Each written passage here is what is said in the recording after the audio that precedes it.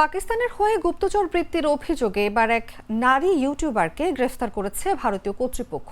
৩৩ বছর বয়সী ওই ব্লগারের নাম জ্যোতি মালহোত্রা। তিনি সহ মোট ৬ জনের বিরুদ্ধে গুপ্তচর বৃত্তি অভিযোগে মামলা করা হয়েছে। গ্রেফতার জ্যোতি মালহোত্রা ট্রাভেল উইথ জো নামের একটি ইউটিউব চ্যানেল চালান।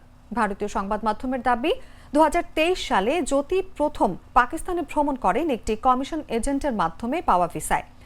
সেই সফরের সময় দিল্লিতে পাকিস্তান হাই কমিশনের কর্মকর্তা এহসানুর রহিম ওরফে দানিশের সঙ্গে তার পরিচয় হয়। এরপর তাদের সম্পর্ক ঘনিষ্ঠ হয় এবং ওই কর্মকর্তা তাকে পাকিস্তানি গোয়েন্দাদের সঙ্গে যুক্ত করেন। প্রতিবেদন অনুযায়ী পাকিস্তান সফরের পরও জ্যোতি তাদের সঙ্গে যোগাযোগ রেখে চলেন এবং ভারতীয় সেনাবাহিনীর গোপন তৎপরতা ও অবস্থান সংক্রান্ত তথ্য সরবরাহ করেন। তদন্তকারীদের দাবি, হরিয়ানা ও পাঞ্জাবে বিস্তৃত একটি গুপ্তচর চক্রের অংশ তিনি। এর আগে গত ২২ এপ্রিল পেহেলগামে সন্ত্রাসী হামলার পর ভারতের পক্ষ থেকে পাকিস্তান হাইকমিশনের কর্মকর্তা এহসানুর রহিমকে বহিষ্কার করা হয়। পরবর্তীতে গ্রেফতার করা হয় জ্যোতি মালহোত্রাকে।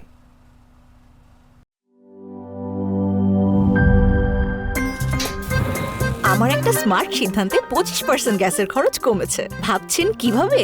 সাধারণ গ্যাস স্টোভ বদলে আমি এনেছি আরএফএল গ্যাস স্টোভ। এর সাইন্টিফিক নজল ও ব্রাস বার্নার ক্যাপ সমানভাবে তাপ ছড়িয়ে রান্না করে দ্রুত। তাই গ্যাসও বাঁচায় 25%, টাকাও বাঁচে 25%। আরএফএল গ্যাস স্টোভ, নিরাপদ ও গ্যাস সাশ্রয়ী।